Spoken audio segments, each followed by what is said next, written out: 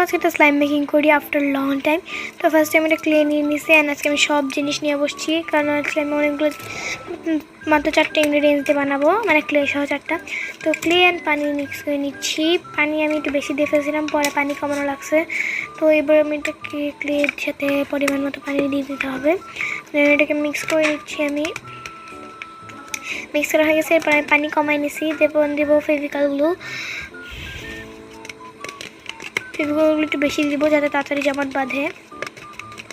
দেন mix করতে হবে ভালোভাবে। দেন আর একটু গ্লু দিয়ে দিচ্ছি। আমি ফার্স্টে কম দিয়েছিলাম তাই। তো আমি ভয়েস ওভার দিচ্ছি অ্যান্ড স্লাইমটা দেখে ফেলতেছি।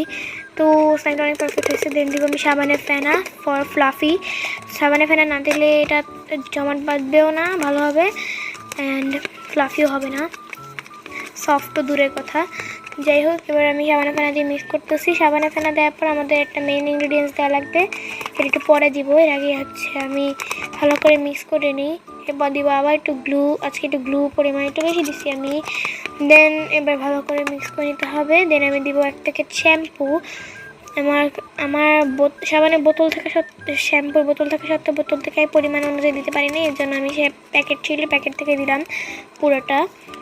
সাবানের মানে শ্যাম্পুটা দিলে যে এত ফ্লাফি হয়, শ্যাম্পু আর ফেস ওয়াশ না, তো শ্যাম্পু আর সাবানের ফেনাটা একটু বেশি মেন। এরপর আমরা অ্যাক্টিভিটি বানাবো। তো এই ফেস ওয়াশটা শেষ হয়ে গেছিলো, বাট আমি এটাকে কেটে দেখো কত ফেস ওয়াশ আছে ভিতরে। তো এটা দিয়ে আমি অ্যাক্টিভিটি বানাবো। এই অ্যাক্টিভিটিটা খুবই কার্যকরী এই স্লাইম বানানোর ক্ষেত্রে। তো আমি ফেস ওয়াশ দিয়ে দিচ্ছি। ফেস ওয়াশ দিয়ে এবার আমি পানি দেবো। এই পানিটা এই কালার হওয়ার কারণ ক্লের সাথে পানি বেশি হয়ে গেছিলো, তাই ওই পানিটা মেটে ভিতরে রাখছি। তো এবার আমি ভালো তো মিক্স করে নিব পানির সাথে ফেস ওয়াশটাকে।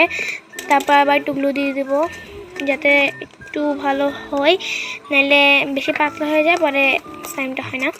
তারপর আমি এবার অ্যাক্টিভিটি মিক্স করতেছি। দেখো কি সুন্দর জমাট বাঁধছে, দেখি আমার হ্যাপি লাগতেছিল। মানে এটা অ্যাক্টিভিটরে কাজ করে। আবার গ্লু দিচ্ছি। মানে আজকে বলতে গেলাম পুরো অর্ধেক গ্লু শেষ হয়ে গেছে। মানে স্লাইমের ক্ষেত্রে একটু গ্লু দেওয়াই লাগে, এটা বলার কিছু নাই আর। তো এবার দেখো কি সুন্দরভাবে জমাট বাঁধছে। তোমরা এইটা অবশ্যই ট্রাই করবা, ইটস ওয়ার্থ ইট। এটা কিন্তু আমার আইডিয়া এই স্লাইমটা বানানোর, কারণ আমি আগে এটা ট্রাই করছি।